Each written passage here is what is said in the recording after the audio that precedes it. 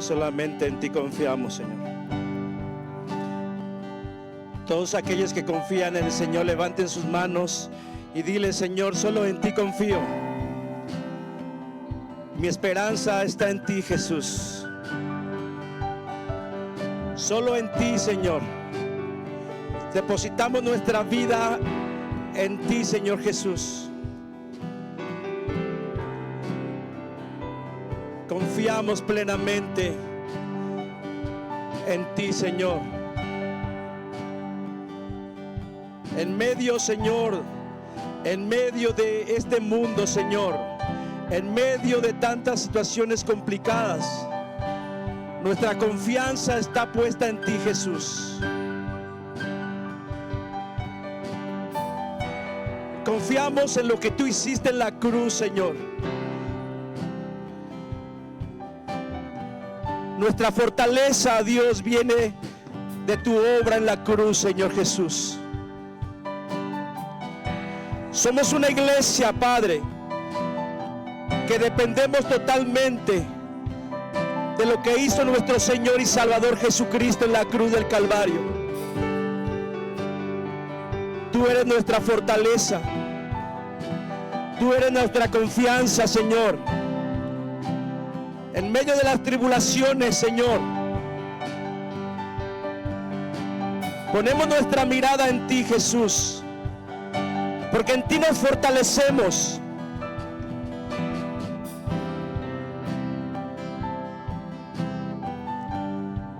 Ponemos nuestra mirada en ti, Señor.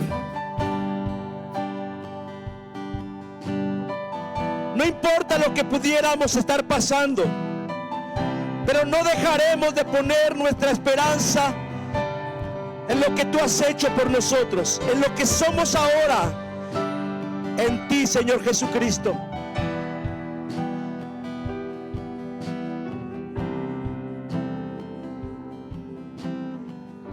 Si traes una ofrenda de aplausos al Señor Jesucristo, dásela en esta hora a Él.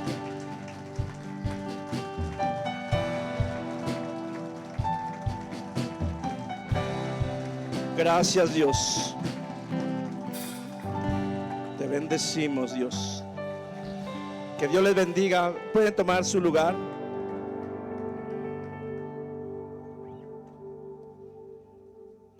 Vayan abriendo su Biblia en 1 Corintios capítulo 15.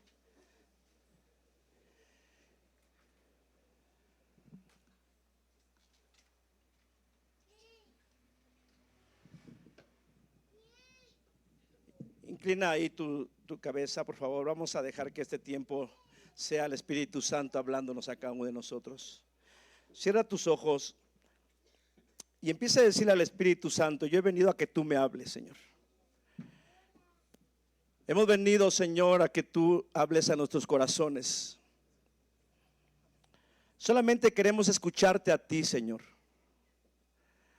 Solamente queremos oír tu voz por medio de tu palabra. Venimos, Dios, con una disposición en nuestros corazones de que tú nos ministres, de que tú nos enseñes, de que a través de esta palabra que tú nos darás en esta tarde, Señor, pueda haber realmente una vida de convicción en lo que tú hiciste en la cruz del Calvario y que debería estar trascendiendo en nuestro diario vivir. Padre, dejamos este tiempo en tus manos para que sea tu Espíritu Santo tomando el control de toda circunstancia, de toda adversidad, para que solamente fluya lo que viene de tu corazón para cada uno de nosotros. Te damos gracias porque tú has sido bueno y fiel con nosotros y recibimos el alimento que tú nos das en esta hora. Te damos gracias en el nombre de Jesús. Todos dicen amén. Andemos en vida nueva. Y vamos a hablar un poco, vamos a hablar respecto a lo que es realmente la resurrección de nuestro Señor Jesucristo. Creo que constantemente hoy, hablamos y escuchamos predicaciones, enseñanza de la resurrección de Cristo. Y creo que para nosotros como cristianos no hay ningún problema, no tenemos ninguna duda de que Él resucitó. ¿Están de acuerdo o no?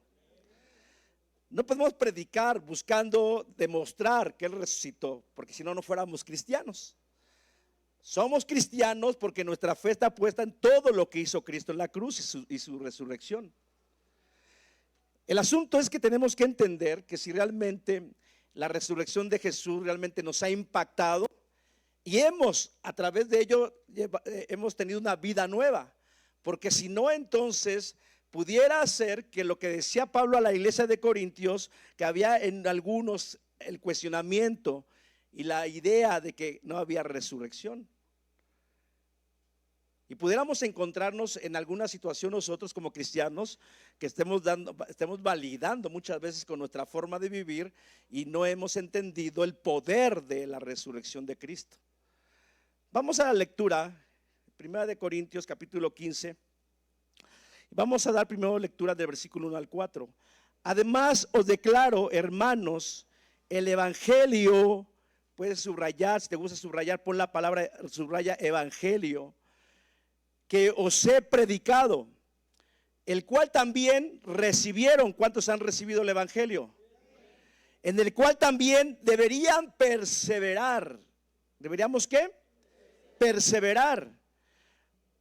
Por el cual asimismo, si retienen la palabra que os he predicado, serán ¿qué? Salvos. O sea que tenemos que retener.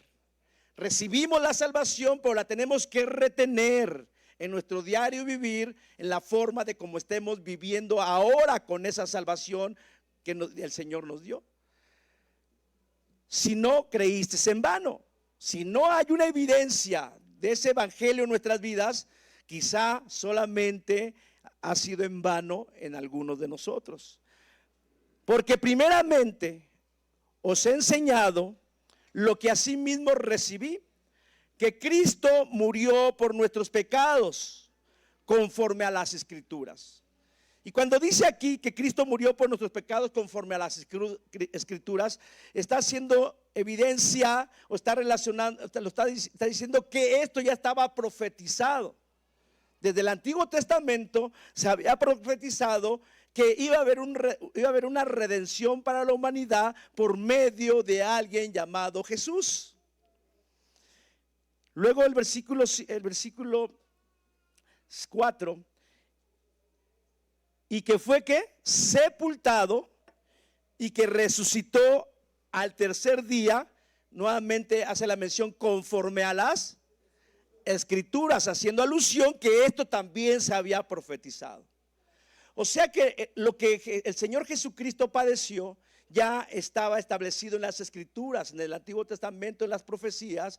Ya se había dicho que iba a llegar Dios como hombre para morir, para ser sepultado, pero también para resucitar.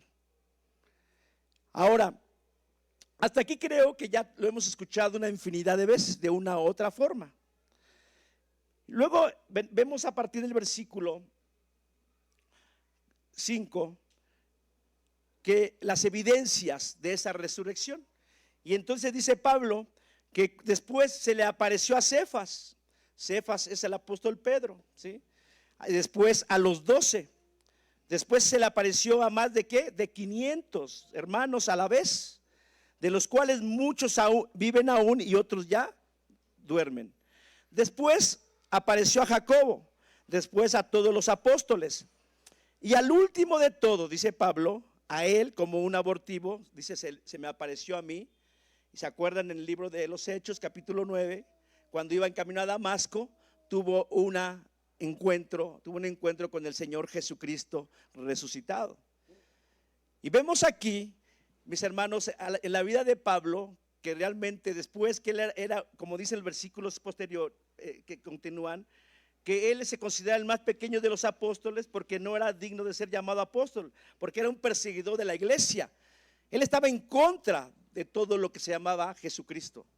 Pero al encontrarse con el Cristo resucitado, desde ahí hay un parteaguas en la vida de Pablo y una transformación en su vida que cambió radicalmente su forma de vivir y de una visión de vida.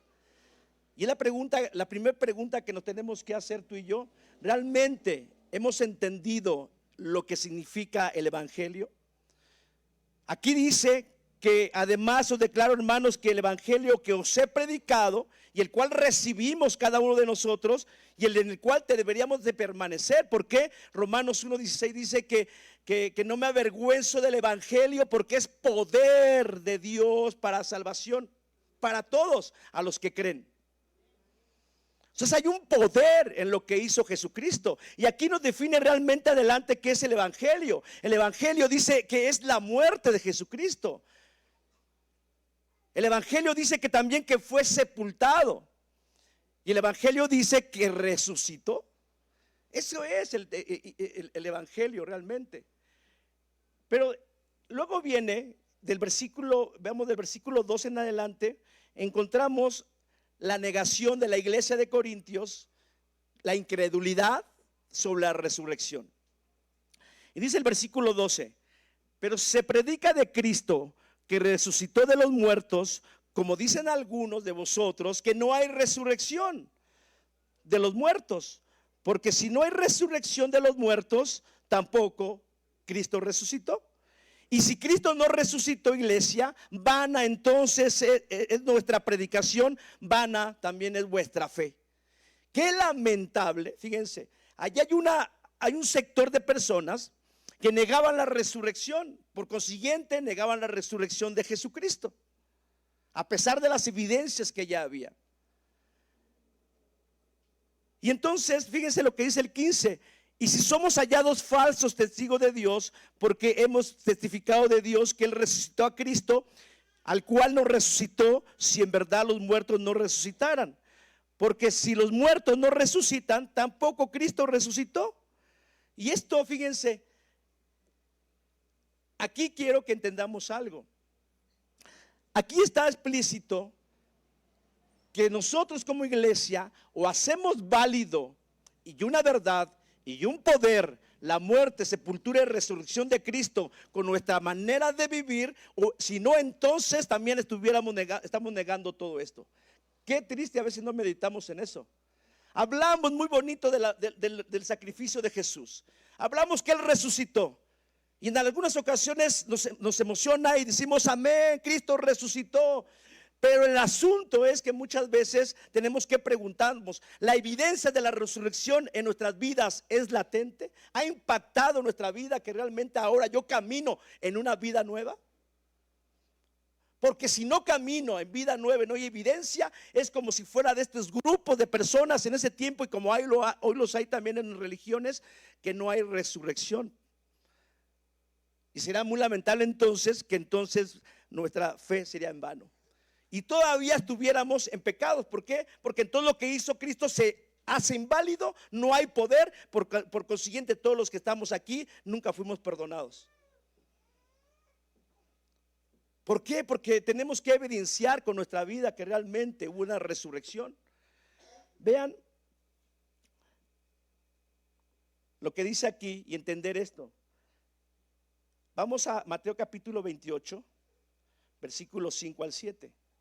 Mateo 28 del versículo 5 al 7.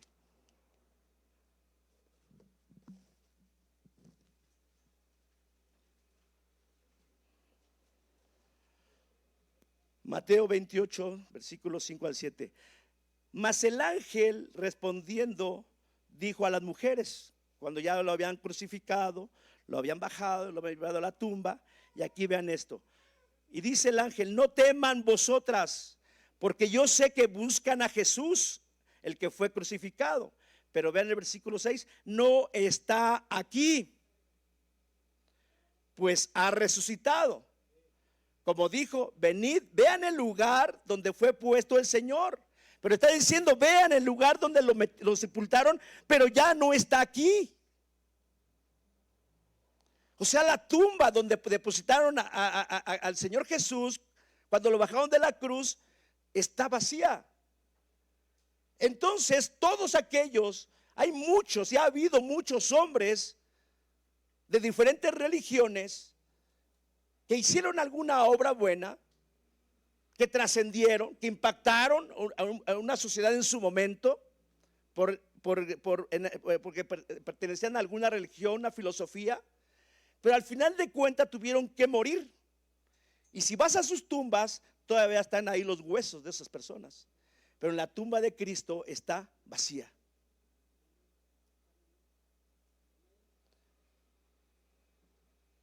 Yo quiero que entendamos esto. Jesucristo no se quedó en la tumba.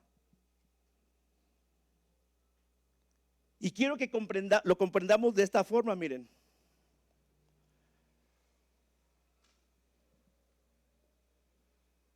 Vamos por favor a Romanos capítulo 6. Acuérdense, la tumba está ¿qué?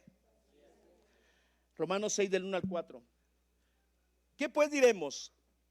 ¿Vamos a perseverar en el pecado para que la gracia abunde? Le hacen esta pregunta a Pablo y responde: en ninguna manera, porque los que hemos muerto al pecado, ¿cómo vamos a vivir aún en él? O sea que nosotros, fíjense, si entendemos realmente el poder del evangelio, donde está implícito la resurrección de Jesucristo, ¿cómo vamos a perseverar ahora en el pecado? Pero si algún cristiano todavía tuviera sus pensamientos y el deseo y el anhelo de estar pecando, no ha entendido entonces lo que hizo Cristo, de que murió por nosotros, que estuvo en la tumba, pero resucitó y ya no está ahí. El cristiano que persiste en pecar es como quisiera tener a Cristo todavía en la tumba. ¿Por qué? Porque miren lo siguiente, versículo 3. ¿O no saben que todos los que hemos sido bautizados en Cristo Jesús hemos sido bautizados en su muerte? Porque somos sepultados juntamente con Él para muerte por el bautismo, a fin de que como Cristo resucitó de los muertos por la gloria del Padre, así también cada uno de nosotros andemos ¿qué? En vida nueva. O sea que si yo he entendido el poder del evangelio en su magnitud, de que murió, de acuerdo que murió por nuestros pecados, entonces yo tengo que morir al pecado. Luego de ahí fue sepultado.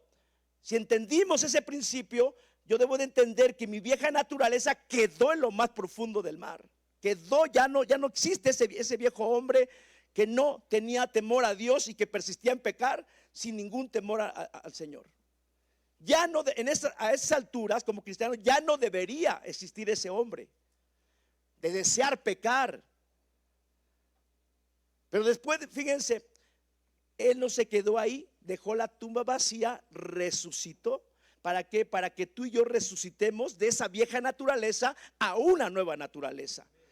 Una nueva naturaleza que imite la vida de Cristo, que dé valor a lo que Cristo hizo en la cruz, que dé valor a su muerte, a su sepultura, pero a su resurrección, que eso es lo que trasciende realmente en el cristianismo. Porque si no, nuestra fe fuera en vano, como decía ahí, y entonces la gente diría: no hay resurrección. ¿Por qué? Porque yo veo en tu vida que realmente no hay cambio. Me hablas y conoces mucho de la resurrección, pero creo que no te ha impactado a ti, porque no veo que vivas una vida de acuerdo a lo que Cristo hizo por ti. Y entonces pareciera que algunos cristianos estamos llevando todo esto a una religión más. Algunas de esas religiones que niegan la resurrección de Jesucristo. ¿Y cómo la negamos? Aunque dijimos sí lo creo, no hay problema, yo siempre lo he creído, pero qué poco lo he vivido. Una vida nueva. Resucitamos con Él para una vida nueva. ¿Por qué? Porque la tumba está vacía. La tumba significa o simboliza muerte. Cristo no se quedó ahí en muerte. Él resucitó, por eso dejó la tumba vacía.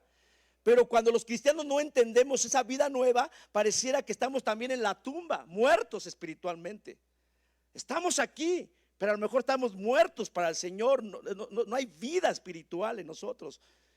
La tumba significa muerte. La tumba significa amargura, desánimo, tristeza, falta de paz, falta de gozo. ¿Por qué? Porque muchos no hemos querido salir de la tumba. Así como Cristo dice: yo salí de la tumba para resucitar y ascender a la diestra del Padre.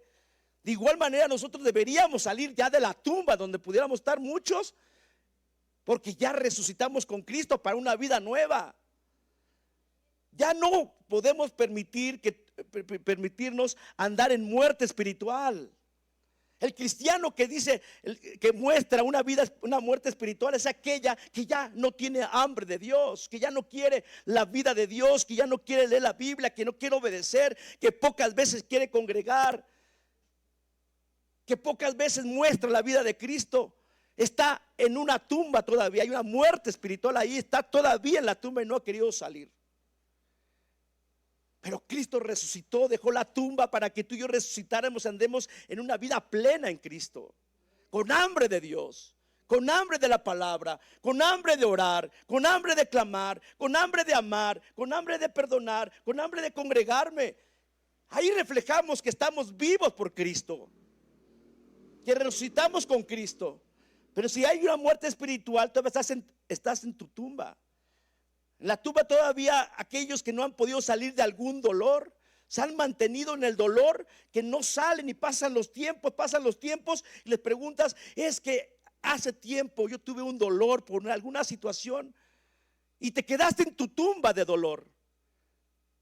Empieza a ver que la tumba está vacía porque Cristo resucitó. No podemos estar sumergidos, escondidos en una tumba de dolor, iglesia, porque entonces demeritamos la resurrección de Jesús. Y vana será nuestra fe también, como dice, ¿no? La tumba de qué? De la tristeza, del rencor, de la amargura, de la desesperanza, de la falta de paz, de gozo.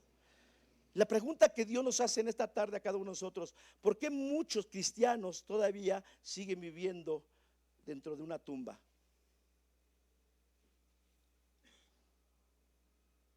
¿Conoces alguno? No voltees. Es una realidad, mis hermanos, que muchas veces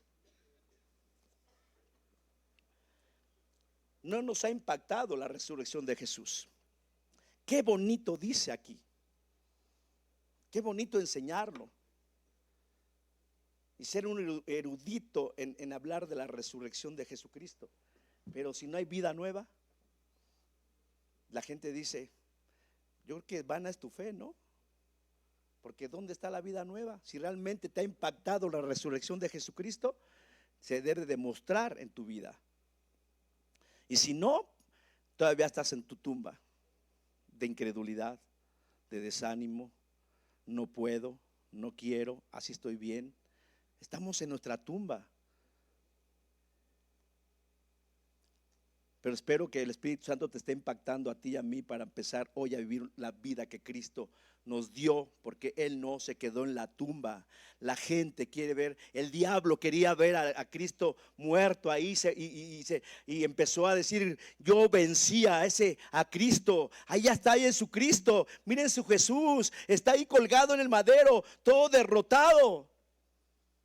Y cuando lo bajaron inerte, muerto, se seguía el diablo diciendo, miren su Cristo derrotado, va directo a una tumba. Y ya estaba cantando victoria al diablo, mis hermanos.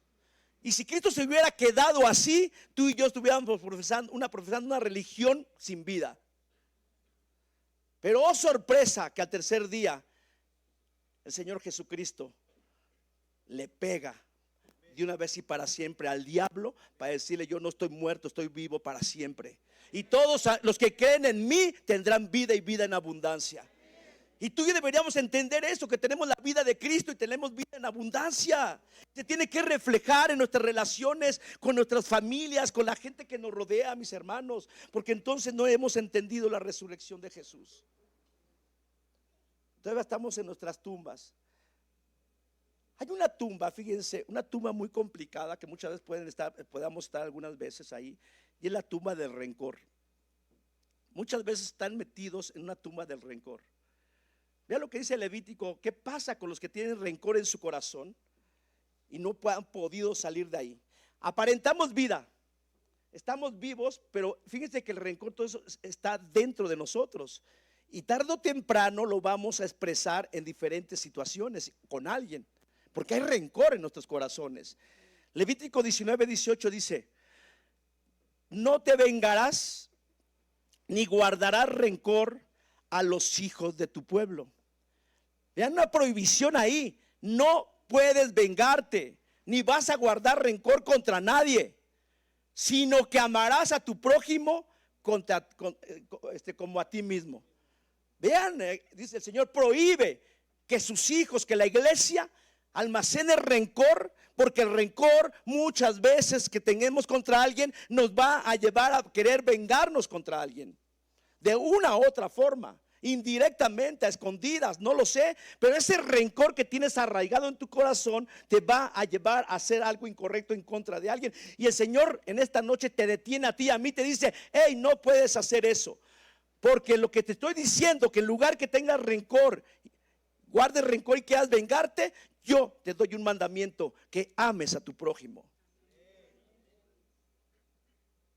Porque al amar en una circunstancia, si alguien tiene algo contra nosotros, un rencor, o quieres tener un corazón, una vida vengativa, en nosotros no puede caber eso contra nadie, mis hermanos. Por el contrario, tenemos que amarlos. Tenemos que amarlos. ¿Por qué? Porque al final dice: yo, Jehová. O sea, Él lo está indicando, Él lo está ordenando, el Padre lo está ordenando. Aquel que dio a su Hijo para morir por nuestros pecados, aquel que dio a su Hijo para resucitar, para que tengamos vida nueva. No lo está diciendo ningún predicador, lo está diciendo el Señor. No puedes ser vengativo, sino que tienes que amar. ¿Por qué? Porque el evangelio es práctico. El poder, dice, hay poder en el evangelio. ¿Por qué? Porque el poder de Cristo, lo que Él hizo en la cruz, de morir, resucitar y ascender, es un poder. Porque la gente incrédula no lo entiende, esos principios. Hay un rencor en su corazón y busca la manera de vengarse de otro. Pero el poder del evangelio en nosotros es diferente. Es un poder que me permite perdonar, que me lleva a perdonar, que me lleva a amar, que me lleva a olvidar las ofensas. Y si no hay eso en tu vida, es que entonces la resurrección de Cristo para ti solamente es una historia más que está en la Biblia, pero que no ha impactado nuestra vida.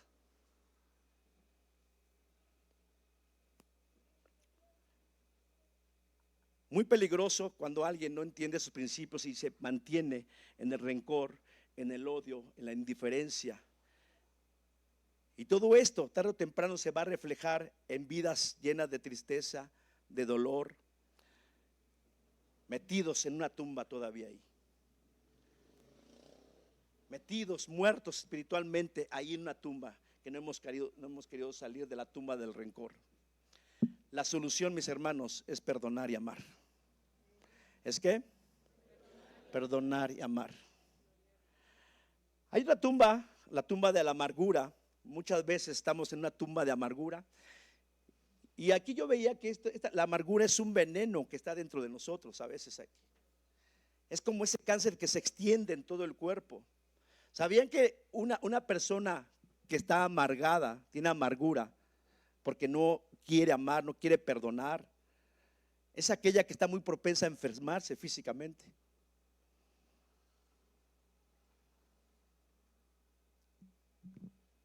Nos platicaban un pastor, creo lo platiqué aquí, de una hermana con cáncer en otra iglesia. ¿Y saben cuál era saben por qué le llegó el cáncer a su vida? Por amargura contra alguien. Y en su momento Dios usó a un pastor y le dijo: dile que el día que ella perdone a esa persona que tiene amargura, yo le voy a dar sanidad. Ella había perdido el cabello por el cáncer, pero cuando ella entendió este principio y obedeció a Dios y perdonó de todo corazón a la persona, vino su restauración física, el milagro de sanidad. Cuidado con la amargura, porque fíjense lo que dice el Señor, Job capítulo 21, 25. Y este otro morirá en amargura de ánimo. Wow. Morirá en amargura de ánimo. Aquel que tiene amargura, tarde o temprano se va a debilitar espiritualmente y físicamente. No va a haber ya ánimo de nada, ni ánimo de Dios, ni ánimo de familia, ni ánimo de trabajar, nada. La amargura es muy peligrosa. Dice, y sin haber comido jamás con gusto. ¿Alguien quiere eso? Pues nadie. Hebreos 12:15.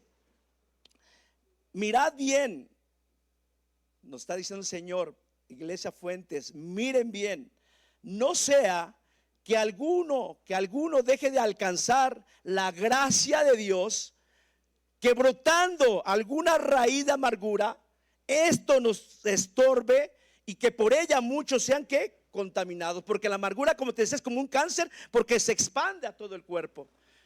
Y si hay un cristiano amargado, vas a contaminar a tu familia y vas a contaminar a la iglesia tarde o temprano. Pero lo más delicado aquí es que mire, ese que tiene amargura, mujer, hombre, joven, puede tener el peligro de alcanzar la gracia de Dios. Y yo quiero usar esta palabra de gracia de Dios, no es la salvación, sino, ¿saben qué? La gracia de Dios que necesitamos todos los días tú y yo, que es el favor de Dios para hacer su obra. Porque ahí entendemos que es la gracia de Dios y que no soy yo nada, sino que es la gracia de Dios la que me habilita a hacer lo que Dios quiere que hagamos. Pero imagínense, una raíz de amargura va a impedir que la gracia de Dios esté en nuestras vidas, y esto es tremendo, muy complicado, muy delicado. Es por ello que cuando ya vemos que no hay, ¿cómo se nota cuando alguien no tiene la gracia de Dios? Empieza a tener una pereza espiritual muy, muy grande. Y esa pereza espiritual se refleja en una pereza física, porque lo está enfermando. La amargura es un veneno, es un cáncer que enferma. Es un cristiano, un zombie caminando, que sí se congrega, pero que le preguntas, pero no le impacta la palabra de Dios. Es más, le causa una molestia al zombie cristiano, porque está lleno de amargura. La amargura que está extendido en todo su cuerpo es un impedimento para que penetre la palabra de Dios en su corazón y lo lleve a meditar en su vida. Es un escudo la amargura para que entre el fluir de la vida de Dios. Por eso tenemos que tener cuidado. Esto es porque no hemos entendido, ni valorado, ni vivido lo que Cristo hizo por nosotros. No hemos entendido el poder que tiene la resurrección de Cristo. Ha sido una doctrina más, una historia más para muchos de nosotros, pero nada de vida. Fíjense, dice, muchas veces cuando el cristiano está en esta condición de amargura, de rencor, eso el diablo lo usa, ¿saben para qué? Para que perdamos la paz y el gozo que Dios nos dio.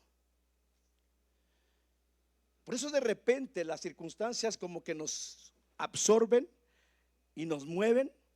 ¿Por qué? Porque no queremos, estamos ahí en la tumba de la amargura, en la tumba de la depresión, de la tristeza. Ahí estamos todavía, sin entender que Cristo ya no está en la tumba, Él resucitó y que tú y yo deberíamos resucitar una vida nueva. Vean lo que dice Juan capítulo 20, el Evangelio de San Juan 20, versículo 19.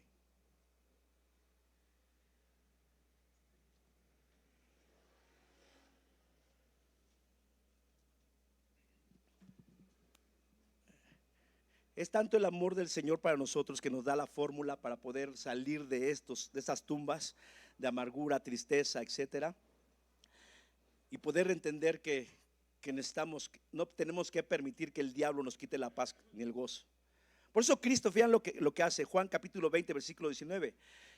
Aquí ya me salté los versículos anteriores, habla de que ya había resucitado y se aparece a sus discípulos, y en el versículo 19 dice: cuando llegó la noche de aquel mismo día de la resurrección, el primero de la semana, estando las puertas cerradas en el lugar donde los discípulos estaban reunidos por miedo de los judíos, vino Jesús y puesto en medio, ¿qué les dijo?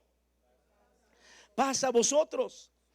Los discípulos estaban encerrados, dijeron: ya el Señor nos abandonó, Ya murió, ya está en la tumba, porque ni ellos habían entendido, se les había olvidado que Cristo ya les había dicho que Él era necesario que muriera, pero al tercer día iba a resucitar. Pero a los discípulos parece que se les olvidó. Falta de fe, falta de atención a lo que Cristo les enseñaba día a día. Y eso es algo muy común en nosotros, falta de atención en lo que Dios nos habla todos los domingos, todos los jueves o los días que tienes comunión con el Señor, porque nos distraemos y después se nos olvida lo que Cristo dice que iba a hacer en nuestras vidas. Y estos hombres, discípulos, se habían encerrado y tenían temor de los judíos, de los sacerdotes, tenían temor de aquellos que llevaron a Cristo a la muerte, porque se quedaron con la imagen del Cristo ahí en la cruz. Se quedaron con la imagen de que lo bajaron y lo metieron en una tumba. Hasta ahí se quedó su visión. Y fueron y se encerraron. El cristiano que no entiende y no le cree al Señor se encierra en sus propios problemas. Se encierra y no quiere escuchar más. Y no quiere saber más porque dice: ya me falló el Señor. No que me iba a dar esto, no que me iba a sanar, no que el otro. Y nos encerramos mejor. No quiero saber nada. Los discípulos se encerraron porque tenían miedo. Pero ¿quién entró? Entra Jesús con ese cuerpo con el que en vida estaba y resucitó con ese cuerpo pero glorificado, y le dice: paz a vosotros. Yo quiero que tú y yo entendamos esto, iglesia, que tenemos que salir de la cueva, de la tumba, salir y abrir nuestra puerta, no encerrarnos. Y entender que en todo momento, si tú y yo le abrimos nuestro corazón al Señor, y entender, y tengo la convicción de que Él no está muerto ni está en una tumba, sino que resucitó y está sentado a la diestra del Padre intercediendo ahorita mismo por nosotros. Yo no debo de tener miedo y yo no debo de tener ninguna inseguridad, porque yo en mi corazón tengo que escuchar a través de la palabra que Cristo me dice en medio de mis preocupaciones: paz a ti, paz a ti. Y qué tan importante escuchar esa voz de parte de Dios. Esa voz que viene del cielo y que te dice en medio de tus angustias, de tus temores, y que te diga: paz, paz hay en ti. ¿Por qué? Porque yo morí por ti. Yo resucité por ti y ahora estoy en el cielo a la diestra del Padre, porque ¿sabes qué? Yo sigo intercediendo por ti, conozco tus problemas, conozco tus enfermedades, conozco tus angustias, y yo no paro ni descanso por seguir intercediendo a favor de ti. Y ese es nuestro Cristo resucitado, que está sentado a la diestra, que está en el cielo con poder y autoridad intercediendo por nosotros. A veces cuando viene la sanidad no es el hombre, es la intercesión de Cristo por nosotros que baja con poder la sanidad. No es cuando hay problemas entre familias, no es el varón o el hombre que está por una enseñanza edifica un matrimonio. No, es la intercesión de Cristo por ese matrimonio. Todo es de Cristo que está intercediendo por nuestros problemas, mis hermanos. Por eso Él siempre va a merecer toda la gloria. Pero para eso tenemos que salir de nuestra tumba. Estamos en la tumba muchas veces y eso no nos permite poder escuchar la voz del Señor. Sabes que en la tumba, cuando no queremos salir de la tumba, cuando no queremos salir de mis miedos, de mis temores, de mis angustias, de mis amarguras, etcétera, ahí la tumba, que significa muerte, que significa oscuridad, ¿quién se mueve ahí? ¿Quién se mueve? Ahí se mueve el enemigo. Un cristiano que está en su tumba solamente está escuchando una voz perversa que te está desanimando en todo momento. Y ahí quiere tenerte para que lo escuches, para que te desanime, para que te desaliente, para que te diga: tú no vas a sanar, tú no vas a restaurarte, tú no vas a lograr esto porque estás en la tumba. Pero aquel cristiano que entiende que ya no deberíamos estar en una tumba porque mi Cristo resucitó y dejó la tumba vacía, yo tengo que tomar la decisión de dejar la tumba y resucitar una vida nueva, y a escuchar. Un cristiano que empieza a tener una vida nueva en Cristo empieza ya no a escuchar al diablo, empieza a escuchar la voz de Dios. Y sabes que cuando viene la voz de Dios a un cristiano que sale de su tumba, empieza a escuchar una voz de aliento, de vida, de esperanza. Por eso muchos cristianos deberíamos entender esto, que tenemos que salir de nuestra tumba, porque no es correcto ni lógico que un cristiano permanezca en ese estado. Podemos de repente caer en un bache, sí, pero no podemos permanecer ahí, porque demeritamos la sangre de Cristo, demeritamos el poder de la obra redentora de Cristo, de que Él resucitó, para que tú y yo pudiéramos tener una vida nueva en Cristo Jesús. Versículo, le leí Juan 20, 19. Vamos a Juan 20, vamos a Juan 20, versículo 20. Para todos aquellos que han perdido el gozo, vean. Y cuando les hubo dicho esto, cuando le dijo, pasa a ustedes, les dijo, les mostró las manos y el costado. Y los discípulos, cuando vieron las manos y el costado de Cristo, las evidencias de su sacrificio, ¿qué pasó en ellos? Se regocijaron. ¿Cuál es la iglesia que se regocija, mis hermanos? La que entiende que Cristo no está muerto, está vivo, que Él resucitó por nosotros. Esto nos debe de provocar ¿qué? Gozo. Y fíjate lo interesante y lo más importante, que ese gozo que viene de parte de Dios es el gozo en medio de tantos problemas que pudiéramos estar teniendo en este momento, en los momentos que vienen a nuestra vida.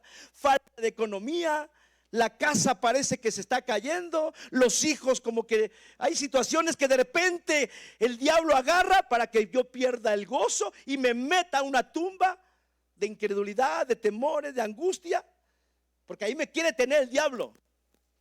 Pero cuando entendemos que Cristo resucitó, y estos hombres cuando vieron a Jesús que había resucitado y las evidencias de su resurrección, se gozaron. Y la iglesia, tú y yo nos debemos de gozar, porque Cristo no está muerto, está vivo para ti, para mí.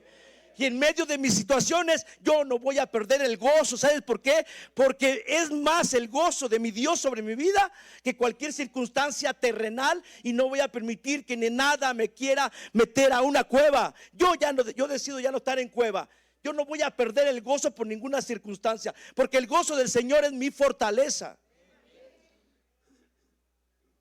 Esto es evidenciar en nuestra vida que he entendido la resurrección de Jesucristo, porque ando en vida nueva, porque he decidido no estar metido en una tumba. Yo ya no estoy muerto, estoy vivo para Cristo.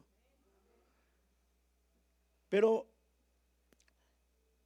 vean, quiero que vayamos en 1 de Corintios, versículos el 22 y 23.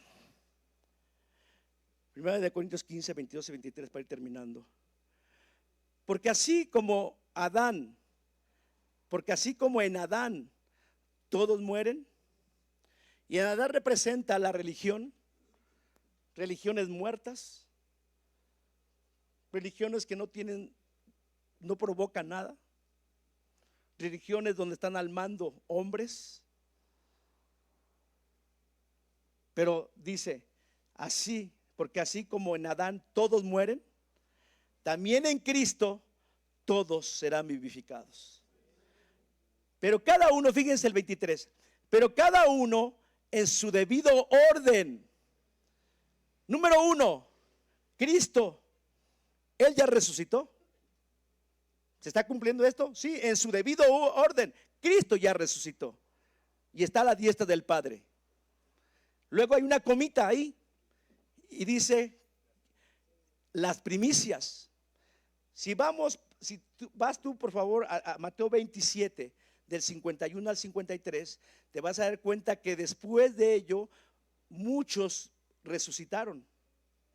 Y esos dos versículos, todo lo que me dice, que hubo varios santos que resucitaron después de Jesucristo, las primicias, la evidencia de algo muy importante ahorita, que resucitaron.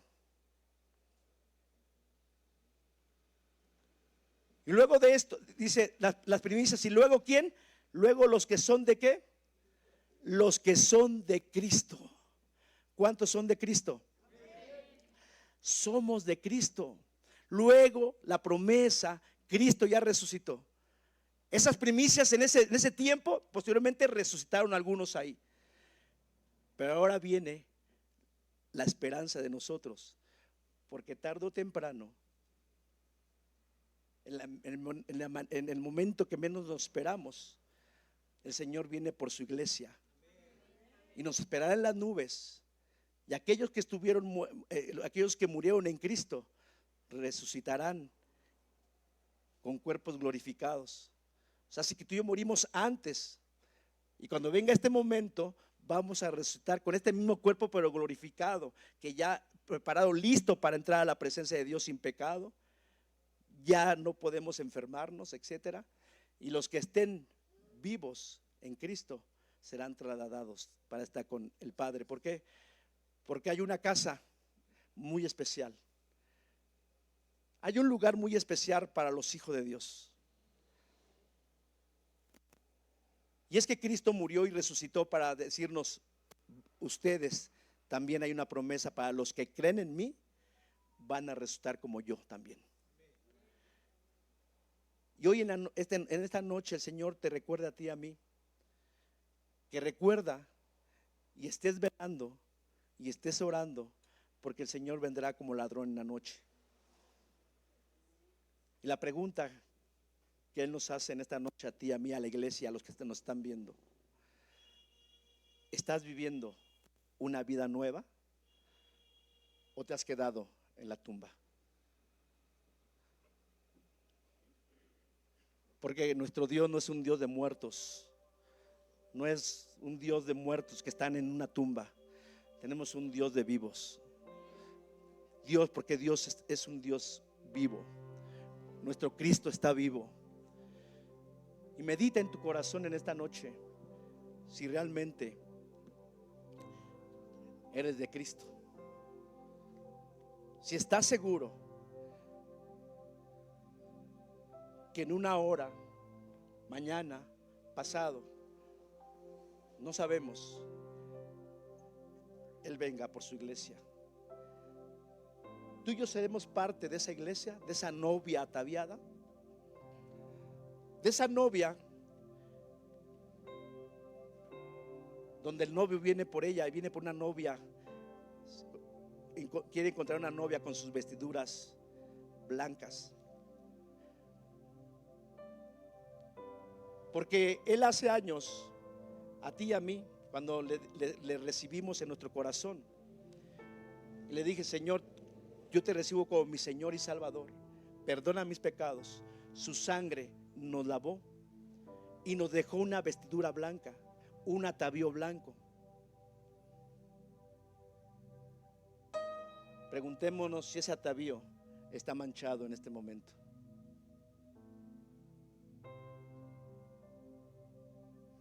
Preguntémonos si este atavío que nos lo dejó blanco con su sangre preciosa lo he manchado. Pero fíjate, tanta la misericordia de nuestro Dios, que Él dice que si tú y yo confesamos nuestros pecados y nos apartamos de ellos, ya no nos va a lavar, porque ya lo hizo. Solamente va a limpiar la mancha de ese vestido blanco, de ese atavío blanco que nos lo dejó cuando le entregamos nuestra vida al Señor. Quizá nos descuidamos, quizá hay un pecado, hay un culto que ahí está la mancha, pero hoy puedes tomar la decisión de decirle: Señor, yo me arrepiento, yo renuncio, yo te pido que con tu sangre preciosa me limpies, porque quiero estar con mi atavío blanco para cuando tú vengas por mí. Puede ser dormido, despierto, en mi trabajo, aquí, me encuentres preparado para ti, Señor. Ponte de pie. Si alguien hoy quiere decir al Señor y reconoce que ha manchado esas vestimentas que en su momento nos lavó con su sangre preciosa,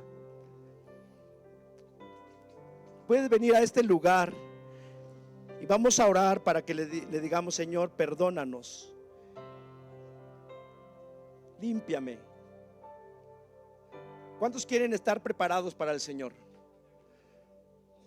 Creo que todos de una u otra manera fallamos, iglesia. Pero pídele ahí, dile: Señor, me arrepiento, he manchado mi vida que la habías dejado blanca cuando te entregué mi vida a Jesús. Tu sangre que derramaste me había lavado, me lavó totalmente de mis pecados. Pero Padre, descuidé mi vida, te he desobedecido, no he hecho lo correcto, Señor, ante ti. Y si hay una mancha en esa vestidura blanca que Él lavó, entrégasela al Señor en esta hora. Dile: Señor, yo me arrepiento y te entrego este pecado. No lo sé, tú díselo a Dios ahí. Entrégale ese pecado al Señor, porque Él dice que si tú y yo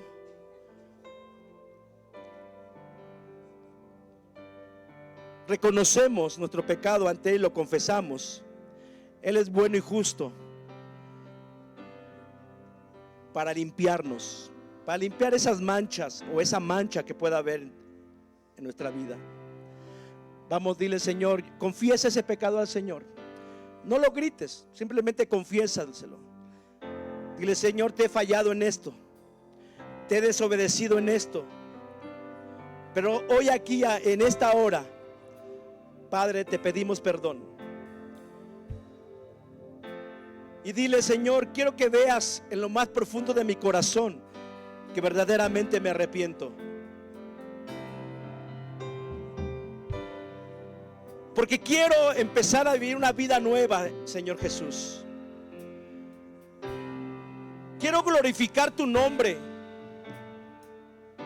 en mi diario vivir y decirle a la gente que yo no tengo una religión, que yo tengo a un Cristo vivo, que yo amo a un Cristo vivo, que yo quiero vivir para un Cristo vivo, un Cristo que está en el cielo intercediendo por mí todavía.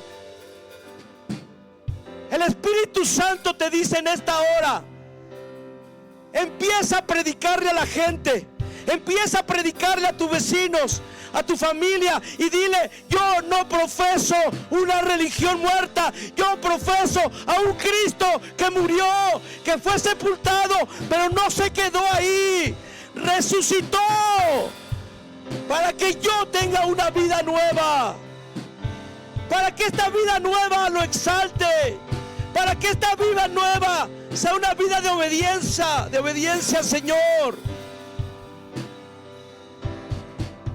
Señor, trae un despertar,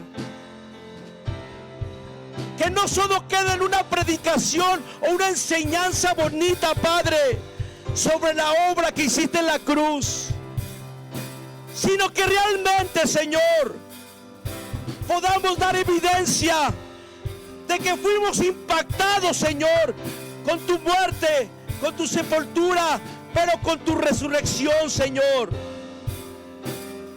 Que podamos mostrar en nuestra vida diaria que nuestras vidas fueron impactados por ti, que me han llevado, Señor, a vivir una vida agradable, correcta ante tus ojos, Señor.